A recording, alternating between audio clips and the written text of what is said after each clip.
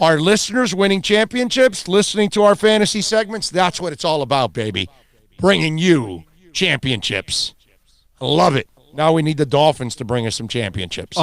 By the way, just while you're mentioning it, yes. What happened with your non-active, active fantasy football team? Oh, we lost in the semifinals. Okay. We lost in the semifinals, and I had like 3 players that weren't even playing in the lineup.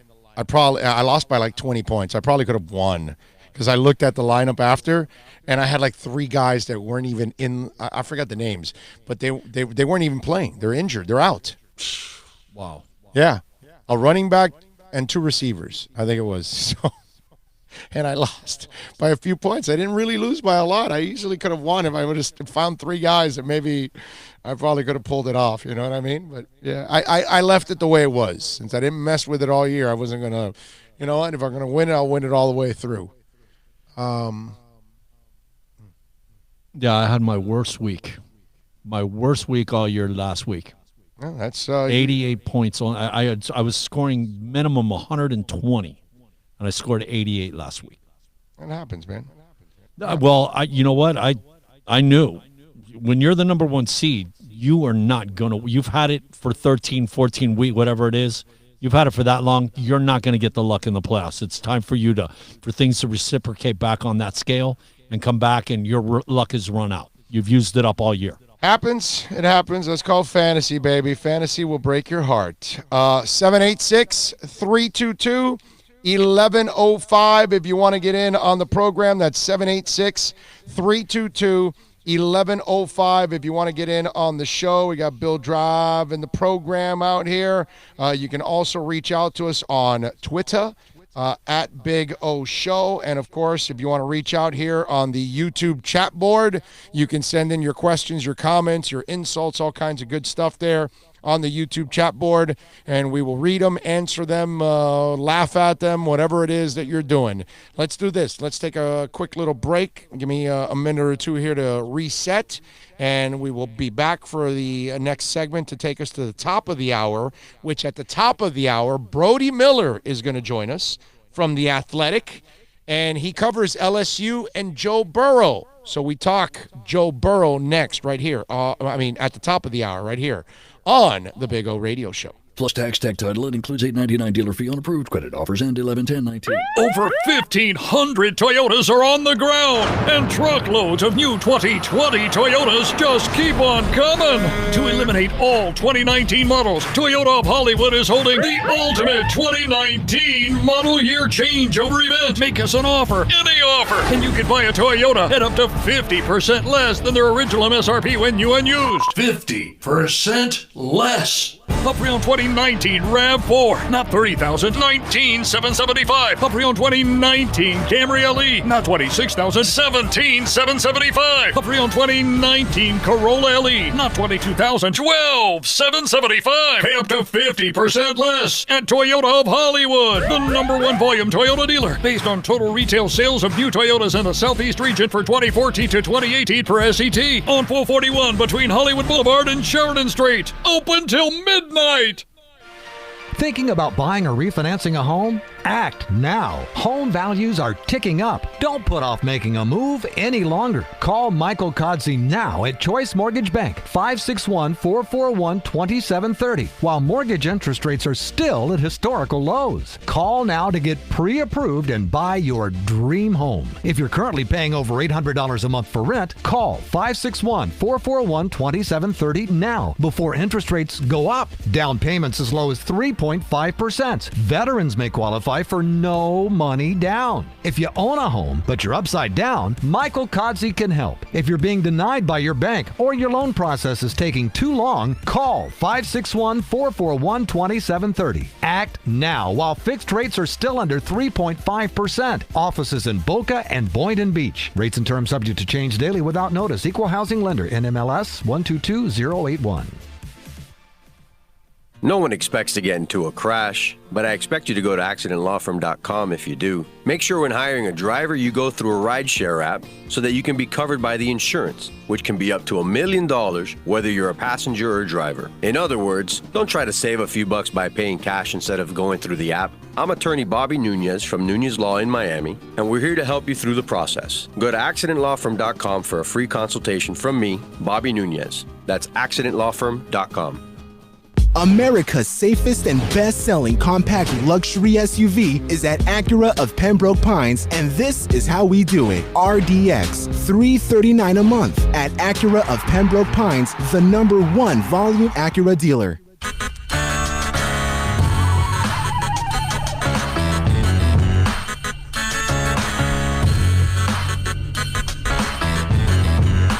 This is the Big O Show. This is the Big O Show. This is the Big O Show. All righty. Welcome back. We take you, of course, till about 2:30. Brody Miller will be joining us at the top of the hour from The Athletic. We'll talk a little Joe Burrow with him. And we'll remember we're going almost every day. Tomorrow we'll have maybe a little podcast, but it won't be much because there isn't a ton going on. There won't be a ton of breaking news, but we'll post something, I would imagine, tomorrow. And then Thursday and Friday we're back on normal, and we'll be focused in on a lot of draft stuff from here on out. And we're going around the quarterbacks. We're gonna talk to people that cover all these quarterbacks that are coming into the draft. Brody Miller from The Athletic covers LSU will join us at the top of the hour to talk all things Joe Burrow. So I'm sure if you're a Dolphin fan, that is definitely an interview you want to hear. What do we got here on the YouTube channel? Ernie Cabrera says, thank you, Big O. Andy definitely put me on top. Nice job by you, Ernie. Good job, man. Appreciate you listening. Mark says, have yourselves a merry little Christmas, my friends. Dolphins, who's the Dolphins MVP, Fitz or Parker? I would probably go Fitz. Fitz is your MVP because Fitz affects everybody. Parker's number 2. Okay? Sanders. Yeah. Sanders, yeah.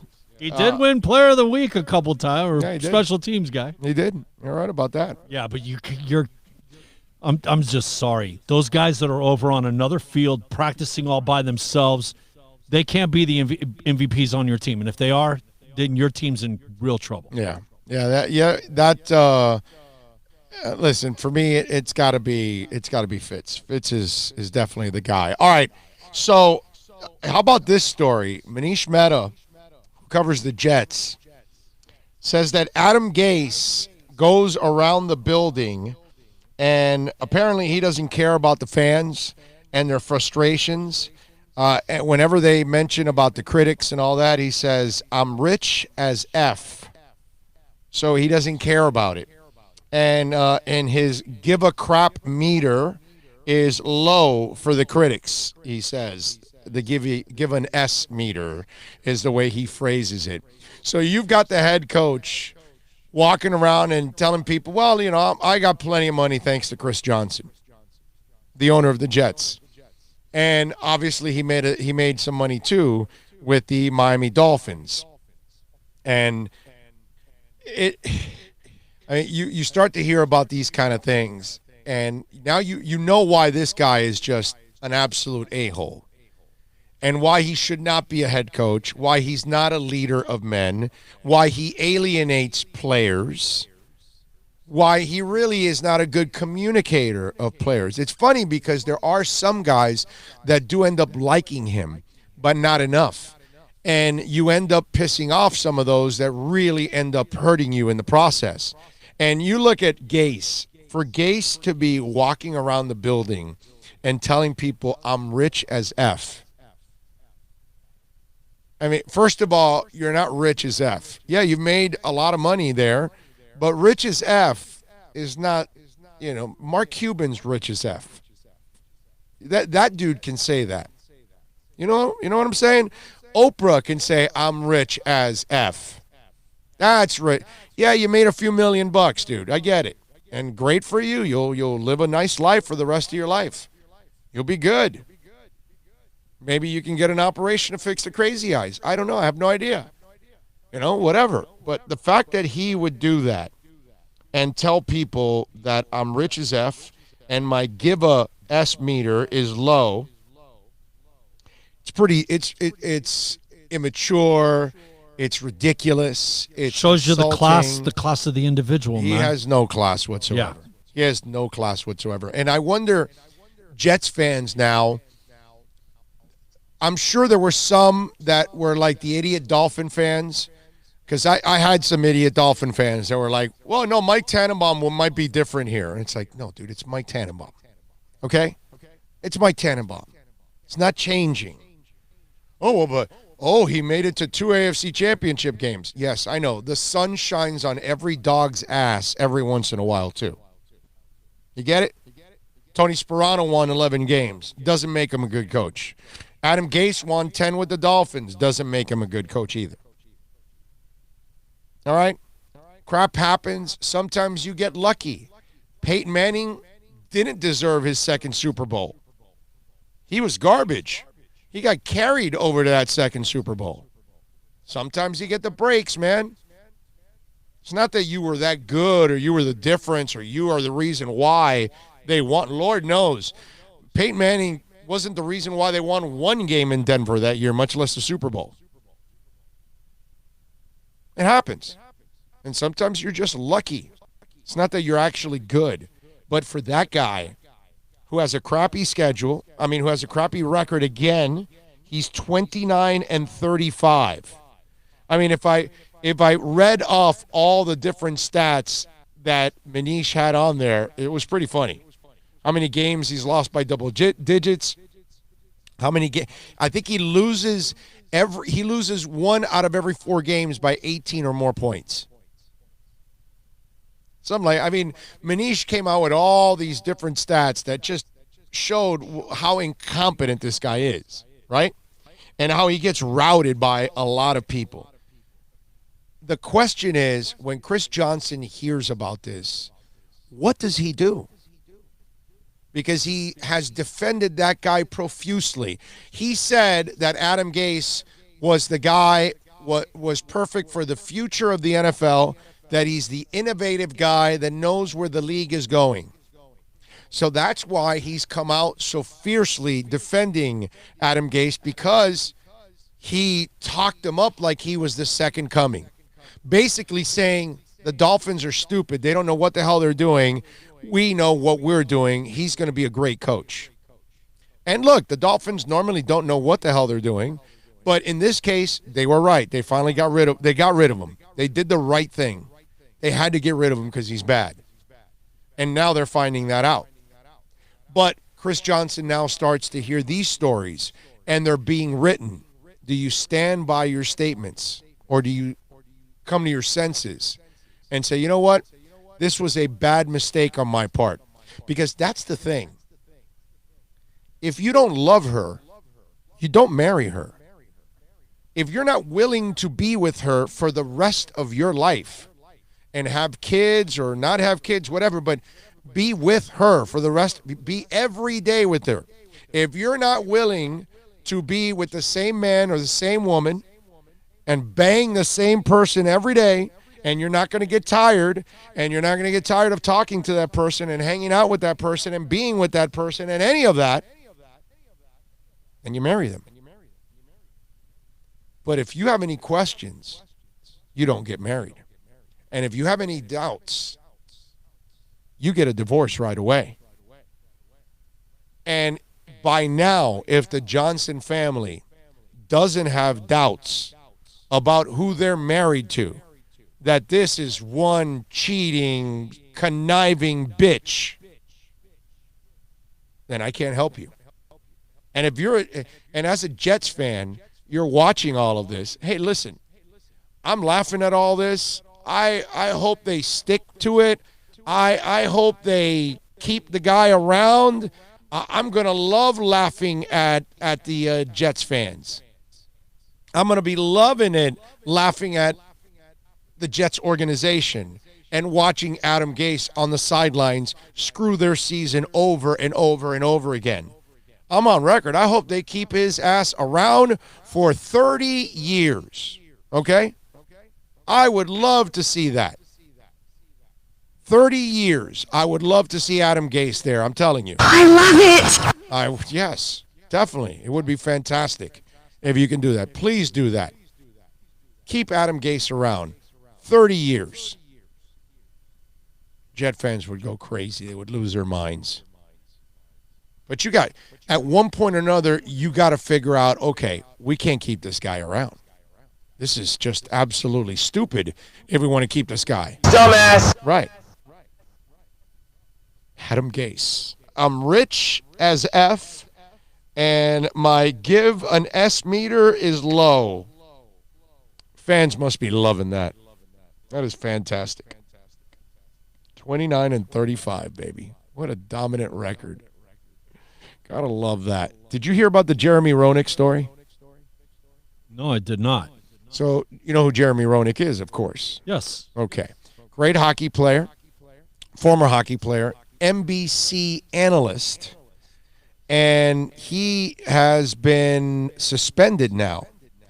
And he was suspended because he was on a talk show, spitting chiclets on Barstool Sports. And I've heard this show and Barstool and stuff like that because it's there's some material there. It's funny, and in Barstool they go to like an extreme. Okay, so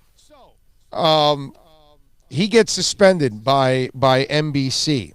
Why? Because he was on this show and he was talking about his wife and a coworker of his that works on NBC, who is married, by the way.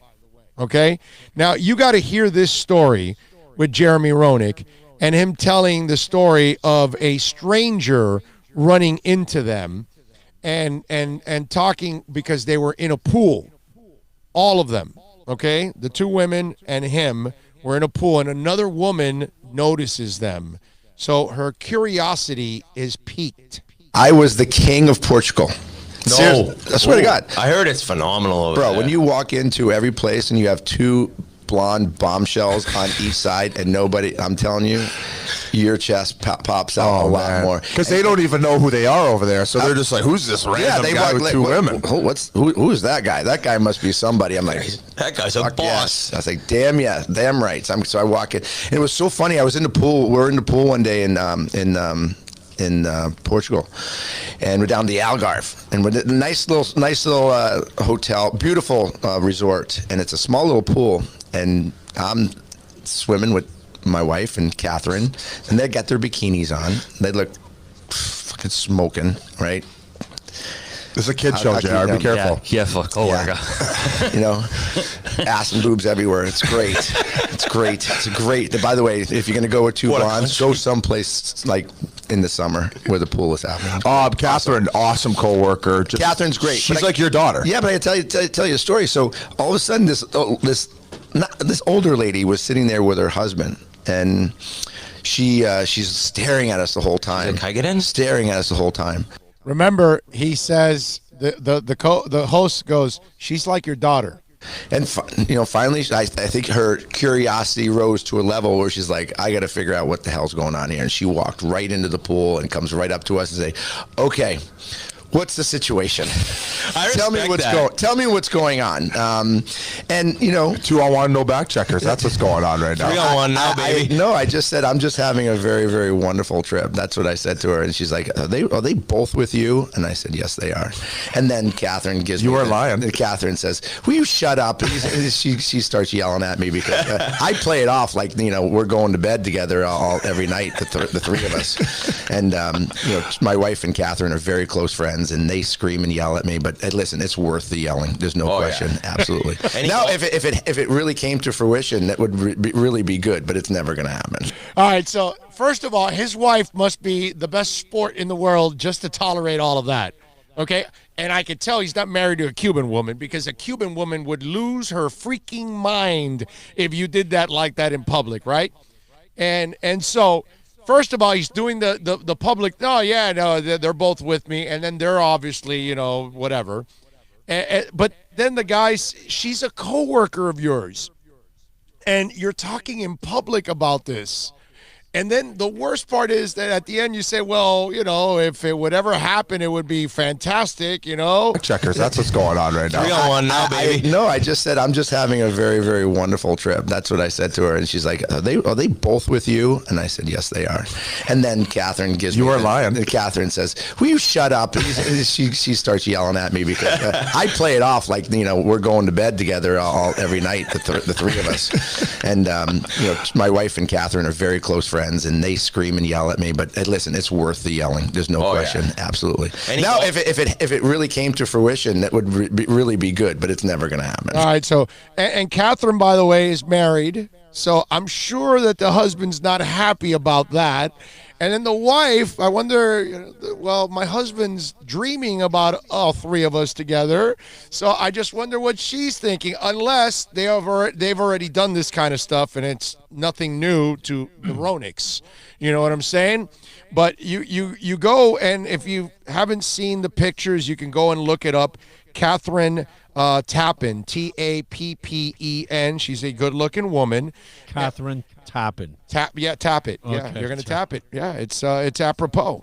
And so Jeremy wants to Tappen, but dude, that's your coworker. So NBC gets a whiff of this, right? It's not on your air, it's on Barstool, but you can't be talking about threesomes with a coworker. So NBC Sports on Monday indefinitely suspended hockey analyst Jeremy Roenick without pay for making inappropriate comments about his coworker, a spokesman said. That is just, it's funny. I'm tripping out with it. I'm laughing. I'm hearing the interview, whatever. Roenick's a trip, and he's a brash guy. I like it because he's opinionated. But, dude, you got to walk the fine line, brother. If you're going to work in that corporate world, those are things you can definitely not do. Okay? That's just one. That's like me starting to talk about sexually or something like that about my wife and then some woman that works at Sirius Radio. What do you think, Sirius? Well, we don't really need your services anymore, Big O. We're done with you, That's probably what would happen, and I deserve that. You cannot be talking about your coworkers in a threesome. And here's the thing. In this world, people create their own narratives all the time. I mean, the tanking thing, right? People are convinced some people are convinced that Chris Greer's up top trying to sabotage Brian Flores, the guy he hired, his coach. It's just like stupid. It's like, really? So the guy above is gonna sabotage his guy because he's just thinking of losing. The other guy's thinking of, no, dude, they're both on the same page. They're both going young and they're filtering, whatever. But people will create whatever narrative you want. And in this case, Catherine now is going to be thought of as a swinger. Oh, no, they're probably really doing it. They was just joking. They didn't want people to find out about it. But Jeremy's screwing around and kind of joking about it, but I bet they're really doing it. Why are they three there at the pool together? Where is the husband? And that's what's going to happen because Catherine now has to put up with that because of what Jeremy said. It's crazy, man. But Jeremy, brother, you got to be smarter than that, man. You can't be doing that. That is, come on, dude. That is one crazy, crazy move on your part to just light up your coworker. Let me tell you about Craig Zins, Acura of Pembroke Pines. And folks, you got somebody looking for a vehicle in your house? This is a great time to go to the holiday season right now, and they will make you a great deal. They're waiting for you right now at Craig Zins, Acura of Pembroke Pines. We'll be out there on Friday broadcasting live 2020 models. The TLX is $259, the RDX $329, the MDX $369, only $29.99 do it signing, plus tax tag and registration, folks. And check out the fleet of certified pre-owned vehicles. And the used cars, let me tell you, Larry Schlossberg and Pat Nasto, Tony Stampone, all the amazing people out there, and a sales staff that's awesome. And go see Mike Chan and Jordan Ferber in that service center, the best service center out there, the best Acura dealership on the planet. It's at 15601 Pines Boulevard, just off of I-75 in Pines. Finest dealership in the business, baby. It is Craig Zinn's, Acura of Pembroke Pines. You know what else I want to talk about today? Before we go to our break at the top of the hour and get ready for Brody Miller, I want to talk a little Star Wars. I did not get into it yesterday, and listen, I'm not doing any spoilers. Hey. No spoilers. Hey. I'm not doing any of that. Thank you. Just so you'll know, okay? But for those of you that might be thinking, because it's the holiday season, it's a great time to go see a movie or anything like that. Keep this within the realm of telling nothing. It's a movie that is well worth seeing, okay? I'm not going to rank you and tell you it's the greatest Star Wars movie and all that, but it's really good, man. It's well written. It'll be gut-wrenching at times because they wrote in some real gut-wrenching things that go with it that your emotions will sway, you know? And one of the things that I love about this Star Wars movie, for me at least, in my eyes, beauty is in the eye of the beholder, of course. I think Rey solidifies herself as one of the greatest Star Wars characters ever. She's right up there with Solo and Skywalker and Leia, in my eyes. And that's big, okay? I don't put the other group from, like, none of them.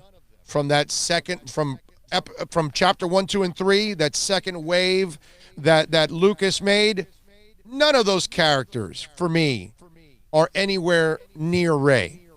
Not even close. And that's the other thing that I love about this movie is how you solidify everything with Rey and just make it like what she stands for in that franchise. You know what I mean? And we all know what Walker means. We all know what Leia means to it. Obviously, Solo and everything. Solo's my favorite character of all time in Star Wars. But that's the one thing that this wave of Star Wars, this final 3 chapters to kind of end the 9-chapter series that we've had with Star Wars over the last 40 years, that's the one thing that I think you'll come away from is that I think Rey, even for me, not a young Star Wars fan, but an original, that's what I would call myself, instead of just saying old, an original Star Wars fan, that you grow up with these characters that are godlike for us, right? Because that's what Skywalker and Obi-Wan and all these characters are to us that we watch Star Wars over the years, and they've been able to help and carry through all the different chapters. But Rey, for me, phenomenal, man. Really just an absolute pleasure to watch her and act, and the way she's grown too, because we've watched her kind of grow through the series. So the cinematography was outstanding, and it really complemented the movie too. On top of all of that, like I told you, the writing was awesome. It took in $175.5 million nationwide. Worldwide, it took in $374 million. And I know people are saying that the numbers are a little down. Movie watching overall is kind of down as it is. But I don't really hang on too much to what Rotten Tomatoes says, what the box office numbers are. We're all different. And when it comes to Star Wars, that's either you're in or you're out. You're either a Star Wars person or you're not. And even Star Wars people, we all kind of like, episodes 1, 2, and 3 were like, man, Lucas kind of did not hold up the standard from the first 3. And then these last 3 that Disney did definitely held up the standard, and they were absolutely fantastic. And to give us the 9th chapter, which I don't believe will be the end. I know we're going to have more because there's too much money to be made. And they've done so well with Rogue One and Solo and all these other things, and now The Mandalorian too, going on Disney Plus, which I'm enjoying the hell out of The Mandalorian. I got to tell you, this was a great way to seal out the nine chapters. And for those that aren't satisfied, I can't help you, but I can only say that I disagree. But if you're a Star Wars fan, I encourage you to go see it. You will enjoy it. You will enjoy it immensely. Definitely. Not going to be a New Hope, but it's going to be excellent. Oh, why is everybody complaining about The Last Jedi? I don't know, dude. Don't know. Now, I'll tell you what I've told people over the years.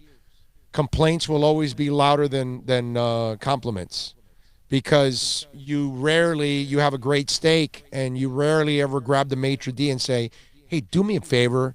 Can you go back there and tell the chef this was the best steak I've ever had? You know, the lobster was phenomenal. You know, the soup was great. But that steak is undercooked, or that soup is cold, or the lobster's not cooked the right way and seasoned. They're going to hear from your ass. And so you will always hear people complain. When the Dolphins win on a Monday, the lines will not flow nearly as much on the phones. Why? Because most people aren't going to go out of their way to compliment. Now, when the Dolphins lose, everybody's willing to pick up the phone and say, this guy sucks, and fire that guy. And what the hell are they doing? And how can this clown show continue? And what the hell is the owner thinking of? That's it. It's just the way it is. FP&L gives you great electricity for 8 years. One day it goes out for 10, and they're going to get 10 phone calls from you every hour. And you're going to be bitching and complaining. And then the representative, not that they would ever tell you this, but they'd say, hey, we have given you 10 straight years of great service. We really apologize about the last 10 hours. Oh, get the hell out of here. That's not what it's all about. And you'll be complaining. But you never called during those 10 years to say, hey, can I just tell you guys at FP&O, thank you? Thank you for the consistent power. No surges. You didn't cut off any of my shows halfway. Lights didn't go out on me. Oven didn't turn off in the middle of me cooking something. Things that could have happened and didn't happen for 10 years. But you didn't bother to compliment them. Because that's who we are, man. You picked FPL. Anything. Doesn't matter what it is. I was going to say, because their increase for the hurricanes and stuff, that was a bunch of malarkey, because that last hurricane, there was no reason for us to have power out for 10 days. It's an example, Bill. Would you relax already, bro? And clear your throat, too, when you open the damn mic. Okay? Merry Christmas, Big O, to you and your co-host and your families. Blazing Xmas free. Enjoy the show. Go Heat. Fins up. All right, Blazing Xmas. He is called 420 Fuego. If you're called 420 Fuego, how are you not going to have a blazing Christmas? In fact, if you're 420 Fuego, who you are very loyal, 420 Fuego. I always see you on the chat board. Thank you. Very kind. Appreciate it. What do we have here? 72 Fins logo says, Merry Christmas, Big O. God bless and enjoy the holidays. Go Fins. Heat. Go Panthers. Thank you. And he also says, love your cap. Thank you.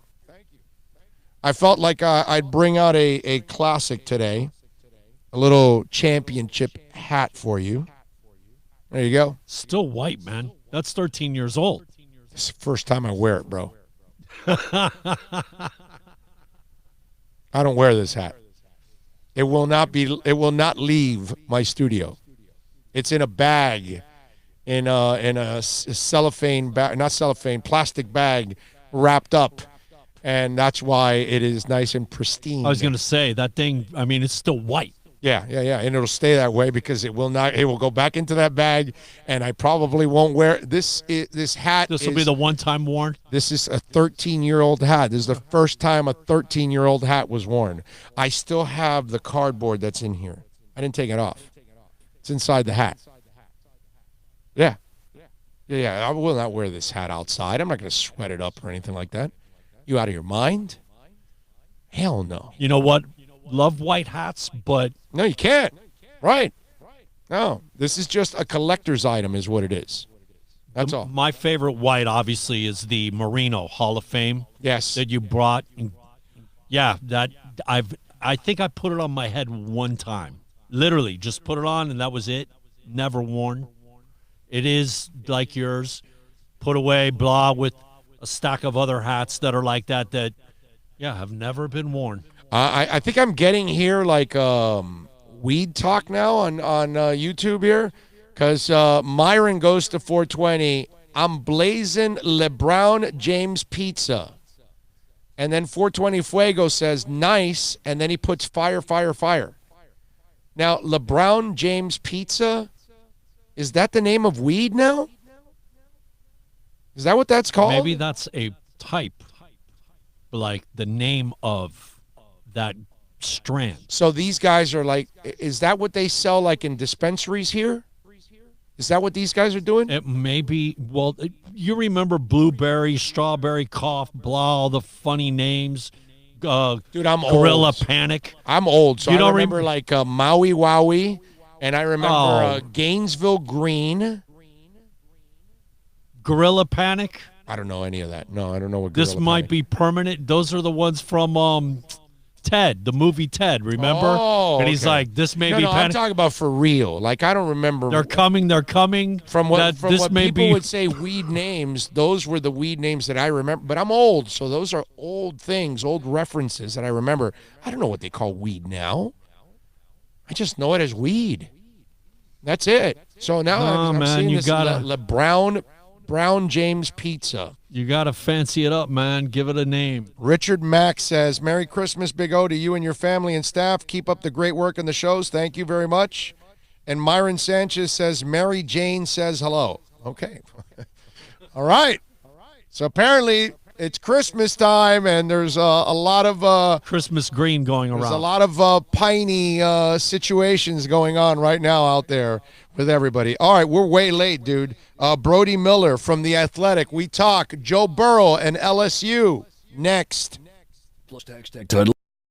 Dealer fee on approved credit offers end 11/10/19. Over 1,500 Toyotas are on the ground, and truckloads of new 2020 Toyotas just keep on coming. To eliminate all 2019 models, Toyota of Hollywood is holding the ultimate 2019 model year changeover event. Make us an offer, any offer, and you can buy a Toyota at up to 50% less than their original MSRP when new and used. 50% less. A pre-owned 2019 RAV4, not $30,000, $19,775. A pre-owned 2019 Camry LE, not $26,000, $17,775. A pre-owned 2019 Corolla LE, not $22,000, $12,775. Pay up to 50% less at Toyota of Hollywood, the #1 volume Toyota dealer, based on total retail sales of new Toyotas in the Southeast region for 2014 to 2018 per SET, on 441 between Hollywood Boulevard and Sheridan Street. Open till midnight.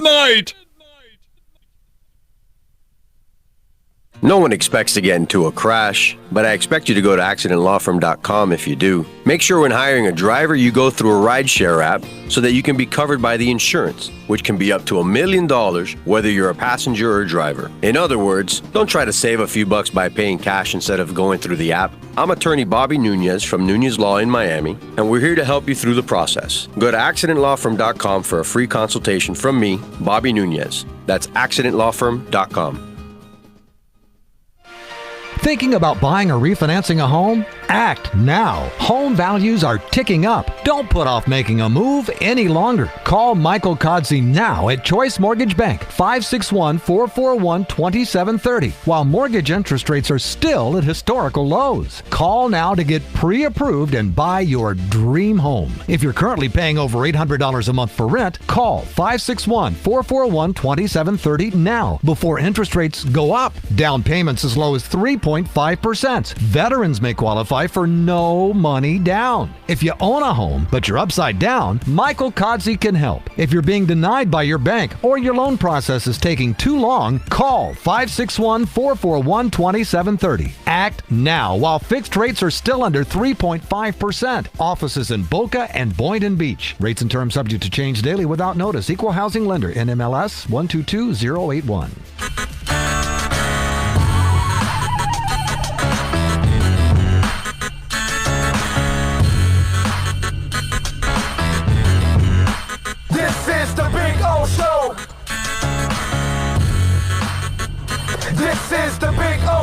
All right, we are ready to rock here in hour number 4 on the program. We promised you Brody Miller, kind enough to join us from The Athletic, does an excellent job of covering LSU. You can follow him on Twitter at Brody A. Miller as we start to focus in on the quarterbacks.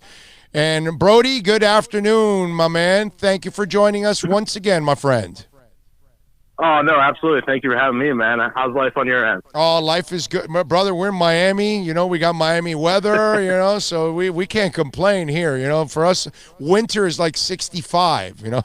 it's not a bad thing. I'm with you. All right, so as we... I know it's a little chilly in Atlanta, and I'm not having it. Yeah, I can imagine, man. And one of the things we're doing now, obviously, because the Dolphins are going to be looking for a quarterback, although I don't think they're going to be able to get Joe Burrow when it's all said and done, because I think the Ohio kid will be playing in Cincinnati when it's all said and done.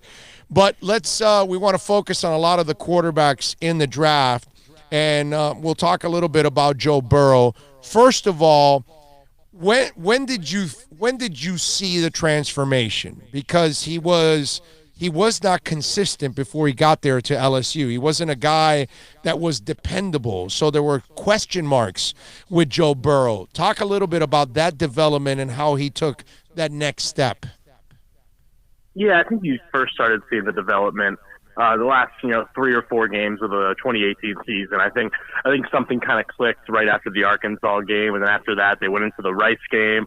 And all of a sudden, you started seeing him open up a bit more. You started seeing him a little more kind of fluid in the offense suited him. And then the Texas A&M game, well, everyone will remember the 7 overtimes and LSU losing. I think actually what I remember that game is that was the first time you really saw LSU unleash Joe Burrow. They let him run for over 100 yards. They spread the ball out more and didn't try to max protect, which was one of their main problems last year. So I think you really started seeing what he could do the last 3 games, because then he threw for about almost 400 yards in the Fiesta Bowl. But then you go into this season, and I think the key is it was this kind of perfect storm of, all right, Joe Burrow finally had a full off season in Baton Rouge, which he always talks about how important that is, because he was only there about a month before the season started last year. So he didn't have any connection with his receivers. He was learning this new offense. He was under center for the first time.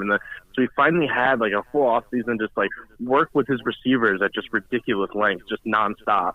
So you start there. Then you have this new offense with the passing game coordinator, Joe Brady, and this new scheme that really opens up the offense more and lets, Joe Burrow be in control more, which is what he's really good at. And then you add that in with all this, the scheme, the timing, and then these receivers like Jamar Chase, who won the Blitnikoff, and Terrace Marshall and Justin Jefferson. They all took a leap this season and really became, more, 3 of the best receivers in the country. So I just think it was this kind of perfect storm of scheme, experience, and then, the talent around him. And that's really what's made Joe Burrow transform into, the best quarterback in college football. So leadership-wise, obviously, dude, when I saw that Heisman speech, I'm sure every mother in the world said, okay, you can marry my daughter right now. And for me personally, I saw a kid that obviously had some pretty good upbringing, had some people that influenced him, whether it was siblings or parents or coaches or whatever, but he has a lot of values, and I really like that a lot about the kid. Talk to me a little bit about leadership and how he handles his teammates and how they gravitate to him? Do they play hard for him? They absolutely do, and I think it took a little time to get there. I don't think it's something that happened overnight or happened right when he first got here. I think his first few months there, it was really more of he just kind of put his head down and worked, didn't try to be the guy talking to everybody, didn't try to force it. But now he's at a point where, and I think part of it goes with how well he's playing, but I mean, that he is in command of that entire football operations building. I mean, everybody, what he does, people follow, and now everybody trusts him. So, and he has this kind of, this kind of mix of cocky toughness, and he's a guy who takes massive hits and just gets back up and talks a little trash to the guy. He's a guy who predicted before the Texas game. He turned to his offensive lineman and said, all right, I'm going to throw for 400 yards on them, after he saw them shoot the cannon through his jersey on College game day. He's just kind of got that kind of ridiculous toughness and swagger that elevates it, that really makes people fall behind him more. And you go back to some games like last year, the Georgia game, where he ran in 2 different goal line touchdowns and ran on the bench and beat his chest screaming, "This is my effing house." Or you go to the Texas A&M 7 overtime game where he played so hard that his body literally fainted in the locker room. And there's these things that just kind of, or the massive hit. Remember the blindside hit he took against UCF where he was down for a minute, and then he went back up and threw for another 300 yards after that. So I just think he has all these moments that everybody would follow that guy. And he's the hardest worker on the team. He's the guy, I like to call him like the third offensive coordinator, because he's so involved in that offense that he's actually the one coaching the rest of the team on it. So I think it's fascinating to watch his leadership progress over his 2 years, because it wasn't necessarily his strength maybe in that last season, and now it's pretty clear cut. He's the guy everyone follows now. Are you convinced he's an NFL quarterback? It's a good question. I think that's the toughest thing for anyone to predict. So I think NFL GMs even struggle with this. So it's hard for me, as you know. But still, to answer your question, I think yes for a few reasons. One, he's accurate. I mean, people are going to point to his arm strength and things like that, and he doesn't have an elite arm. No. He's not elite in the arm strength category. But I don't think in the modern NFL that's that important. I think that's kind of a really overvalued thing, and you see a lot of GMs make some serious mistakes by falling in love with arm strength. I think now it's more about timing and precision and accuracy and being able to hit the open guy, and that's something he's elite at. So I'm not worried about that. He's one of the smartest guys on the field, and not just in the he's an intelligent way, but with these kind of modern offenses, the most important thing is being able to read a defense, and so much pass control is in a quarterback's hand now that you have to make that split decision in the millisecond, and that's one of his best strengths, and that's where I think you're going to see a drop-off next year without him. So I think he fits a modern NFL quarterback in all those ways. Then you add in the physicality, he's a big 6'4", 220-pound guy, and you add, the toughness, and I imagine people would want to follow him. So I don't know if he's going to be a superstar, but I think he's going to be a very successful NFL quarterback. Brody Miller, of course, from The Athletic, joining us. You can follow him on Twitter at Brody A. Miller and catch his work there at The Athletic college football side. Now, when one of the things that I do like about him, and this is what I've also learned watching him this year, was the mobility, the craftiness behind the line. Obviously, that play he made against Alabama where he was able to scramble around a little bit and make that huge throw, but he's done that several times this year for LSU. That's one thing that I do love is his pocket presence. After watching Ryan Tannehill here for 7 years, who had no presence whatsoever, this kid, he's got a great feel for the pocket, man. Absolutely, and I think that's something he had to kind of relearn a bit. I think if you looked at him last year, I think he would admit to you he got a little frantic sometimes in the pocket, because it's worth mentioning LSU had the worst pass protection in the SEC last year, but that's obviously a factor. But he got kind of frazzled a lot because there was just pressure in his face in milliseconds, which you can't really blame him. But at the same time, I think he really had to learn this season how to anticipate pressure, now I think he's as good as anyone I've ever seen. I'm pretty sure his completion percentage under pressure is still like 75%. It's incredible. And I think, he's so good at knowing exactly where the defense is coming from and what it's going to do. And then on top of that, like you said, his ability to make guys miss is almost astounding.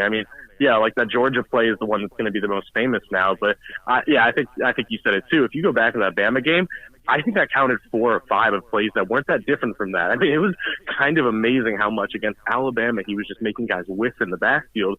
And then, he is a genuinely good runner. He's a 6'4", 220-pound fullback because, you look at the Texas A&M game last year, you look at the Georgia game last year, you look at the fourth quarter against Alabama this year, when they don't like to do it often because they don't want to get him hurt because he's too important, but when they let him just loose and just let him just kind of do design runs and go up the middle and be a threat that way, he is very, very difficult to stop because he's a physical presence and he hates sliding. That's his whole thing. He's like Andrew Luck. He does not believe in sliding. So, he's going to get those extra yards. Well, but I hope he better learn from Andrew Luck. Andrew Luck just got beaten to a pulp in the NFL. Just like Garoppolo, run your ass out of bounds or you're going to blow your knee out, because that's what happened to him last year. Like, dude, what are you doing taking on a tackler? Come on, bro. Come on. It's true. It's been a kind of a playful, joking battle between him and Ed Orgeron, and he is getting better at running out of bounds and whatnot. But because Ed Orgeron's like, we need to protect you. You got to worry. We got to be smart here, and Joe hates it, but he is getting a little smarter at him. I'll give him that. Yeah. Well, hey, Russell Wilson. That's why he is what he is, because he doesn't let you get a shot on him. He keeps the play alive, but once he sees he's going to get hit, no, dude, I'm out of this. I'm done. I got Ciara at home. I got to be able to bang her, so I got to stay in healthy shape.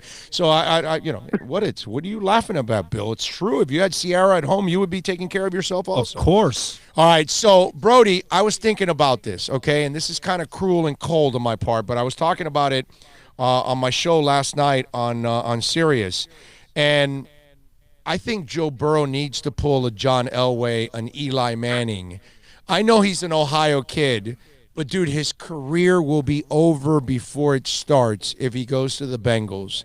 Because I laugh when the people used to say that the Dolphins were tanking. When they're not tanking, they're just building through youth. Real tanking is Mike Brown, who is never, ever committed to winning, will never spend the way he's supposed to spend. That poor kid is going to go over there, and he's never going to win anything because he's never going to have the people around him or the team or the coaching staff that he needs to do that. Would Joe Burrow do something like that? I do not think he would. I think it's hard to do that in the modern era because I think there's so much of, like, you would get such a bad reputation for that really fast. I really think the public would turn on him. And yeah, I mean, it is interesting. I mean, I know it isn't a great situation, but then you think, Zach Taylor has a really good reputation as a head coach.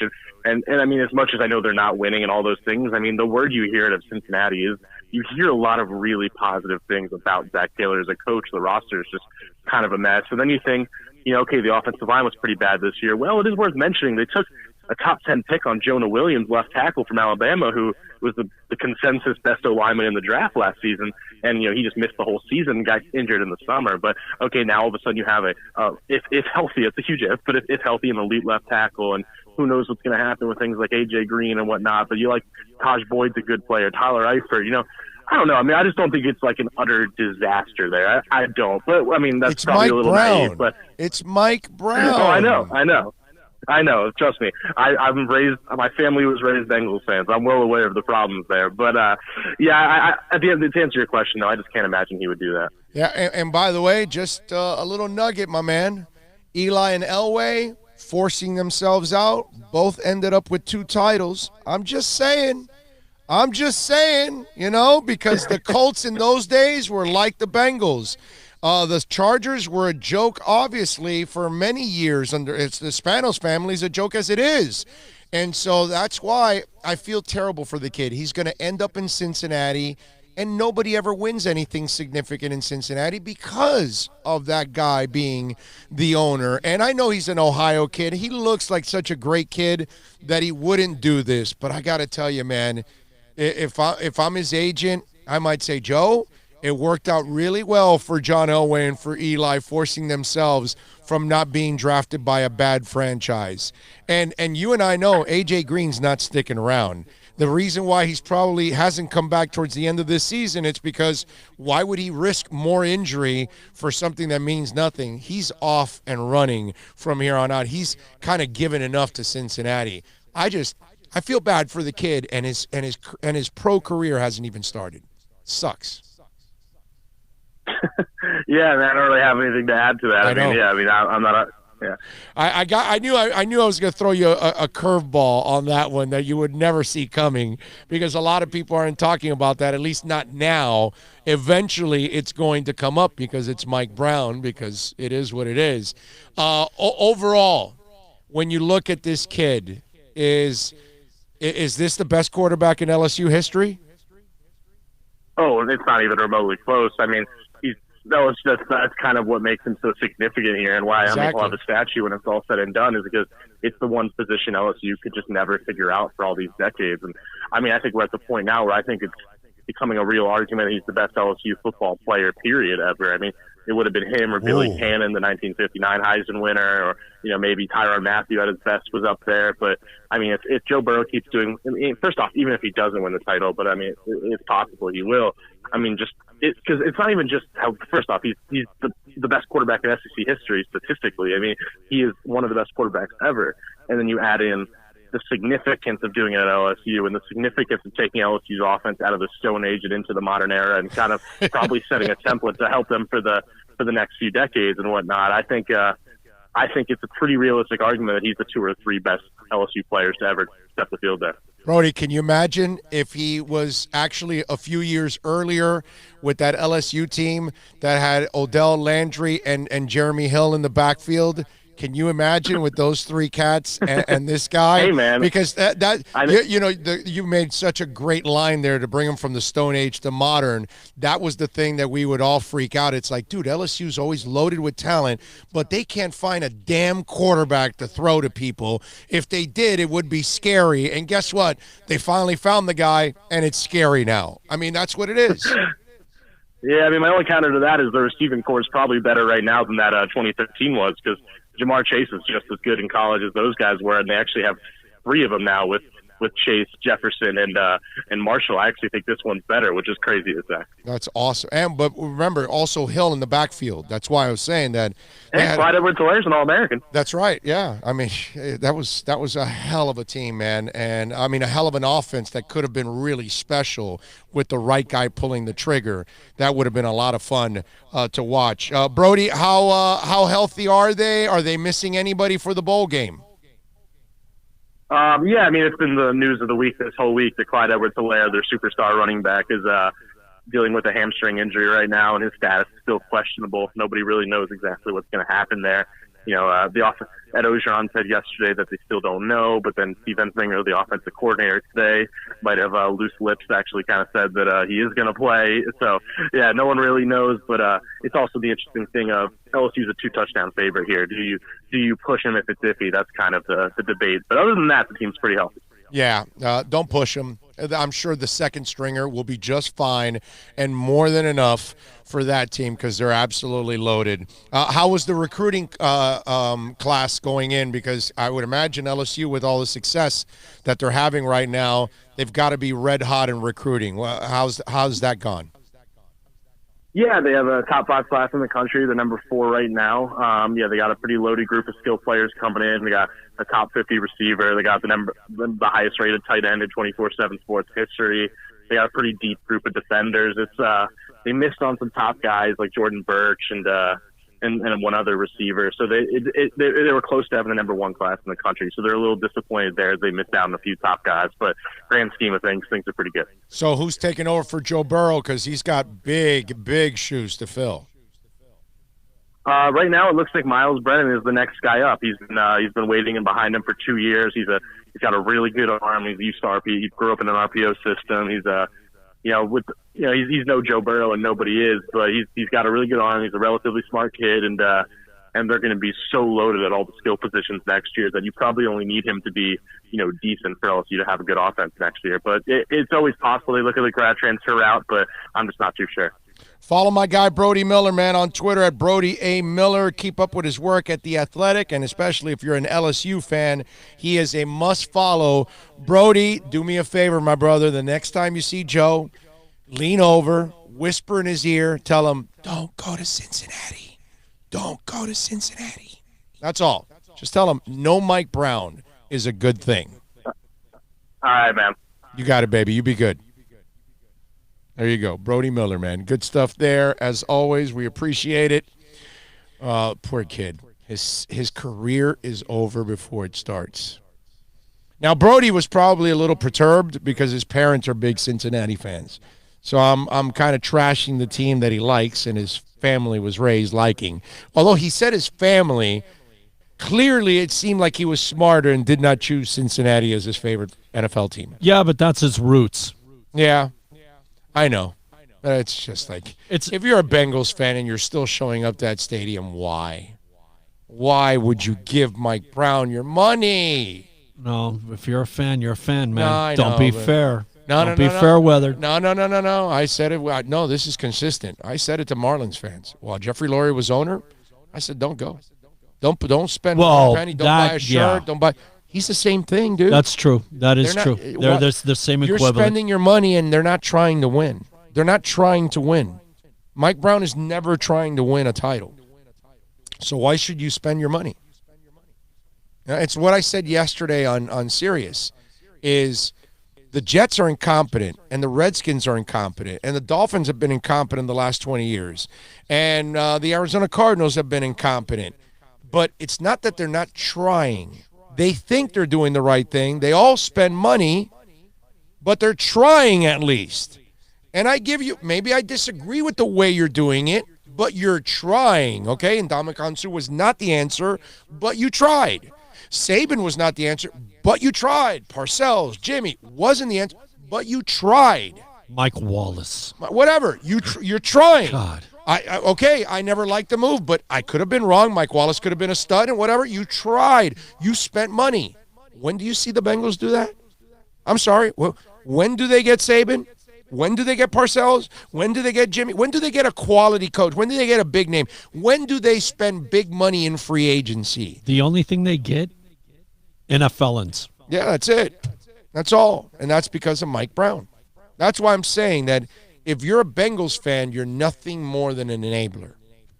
You help him be there. You should make that stadium absolutely empty every Sunday. There should not be one Bengals fan in that stadium ever. And watch how that becomes one hell of a story, and it goes right to the door of Mike Brown.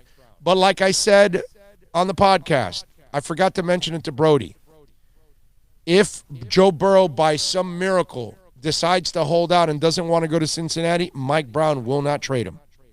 Mike Brown will keep him and let him hold out because he doesn't care about winning, and that's dangerous. So that's the problem with that whole scenario. Okay? But, hey, it is what it is. What are you going to do? It is time to wrap it up here on the show. Jess, what do you got for us? No? We're not hearing anything there, Miming. Nothing. We got. We will be back tomorrow. We'll have a short program tomorrow. Ooh, clean. That sounds like a hip snowmobile, man. No, it wasn't a snowmobile. It was a sled, you know? One of those big sleds, you know? And he used to have. So we thank Manny Navarro with our Caneswear Miami Hurricanes report. A great present for the holiday. Got a Canes fan, Dolphin fan, Heat, Marlins, Panthers, even Inter Miami. Go to Caneswear at 2511 South University Drive in Davie. We thank Manny Navarro at Manny_Navarro. Follow him. We thank Brody Miller from The Athletic. Brody A. Miller. We thank, of course, the man, the myth, the legend that is Bill, working his ass off every single day here. You too, man. We just survive, bro. We just try to get by. That's all we do here. We never work. We thank also John Cassio. It's not true. John Cassio also hard at work, and we thank our incredible sponsors, as always, for supporting us and making this happen every single day. We thank all of you for tuning in and for downloading and the record downloads that we are achieving every single day, every single week, every single month. During the holiday. It just does not stop. We love you for it. All right. Thank you all. We'll see you. We'll see you tomorrow. All right. We'll be back tomorrow for a short one. You be good out there. Merry Christmas. Have a happy and safe holiday. Merry Christmas.